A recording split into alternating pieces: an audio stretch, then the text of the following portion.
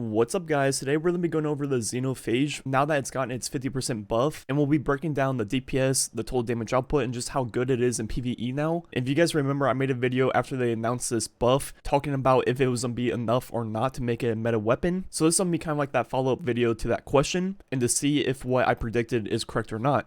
So getting right into the damage on Greg, it hits 15,322 and it's explosive weapon, which means where you hit the enemy does not matter. There are no crits. Now looking at the rate of fire over one magazine, so 13 shots. That's going to take just under 6 seconds at 5.983 seconds, meaning 33,292 DPS over one magazine, which isn't too bad, pretty much on par with a sniper rifle. But if we go ahead and test the rate of fire over two magazines with max reload, this is where it's going to drop off a lot. As you'll see, it takes pretty much forever. It has a very long reload, and now on the second magazine, it's going to take roughly 15.116 seconds, which means 26.3 thousand DPS over two magazines, so it dropped off roughly 7,000 over that one reload. But if you're playing Titan, you can use actually more rig, which will pull ammo from your reserves straight into your magazine with a machine gun or auto rifle, which means you can shoot off the entire reserves of this weapon without reloading and maintain that 33,000 DPS number. Without no reserve perks, you hold 28, which means 429,000 total damage, which is pretty close to that of a sniper rifle, which I was explaining before. Now if we go ahead and put on double machine gun reserves,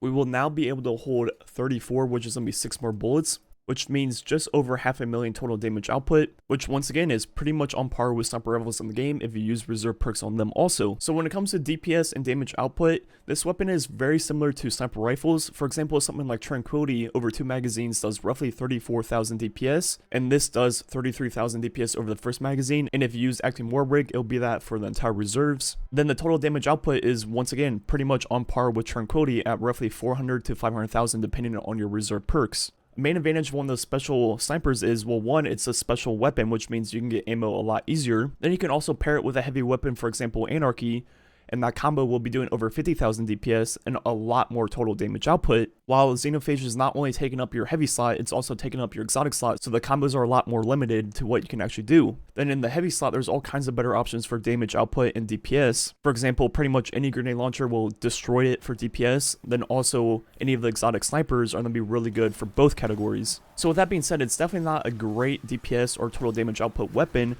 but compared to all the other machine guns in the game, it actually is a lot better than them, but at the same time, it also has less than 10% of their ammo. With that being said, I will definitely say it does feel like it has more of a place in the game than it did before. This thing absolutely shreds majors from any range because it has no damage drop off and it's very easy to aim. I still find it hard to justify using this on anything but those majors and maybe boss fights because of the fact that it has such little ammo. If you use it on red bars, you're going to be out of ammo in no time. So you pretty much have to treat it pretty similar to something like a grenade launcher where you only use it for majors and also boss fights.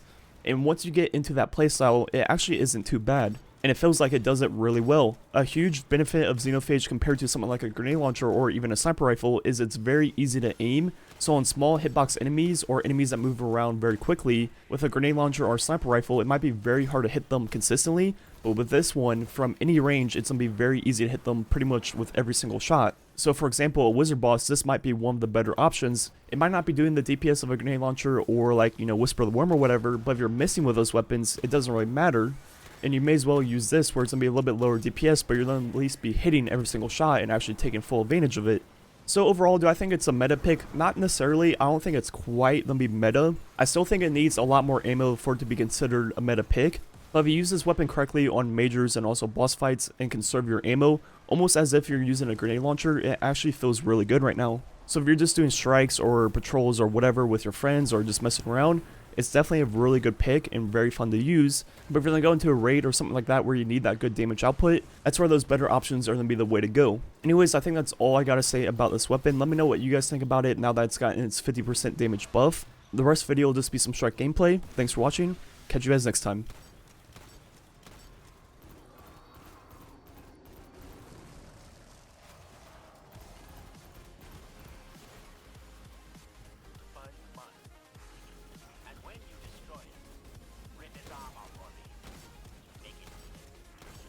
I have reason to believe there may be a taken presence inside the pyramid.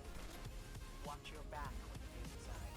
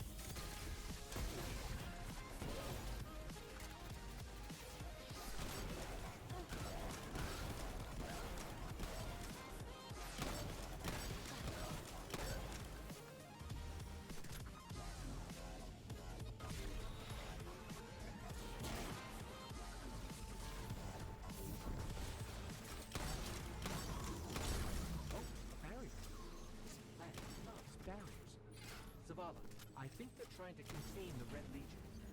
Mayhem.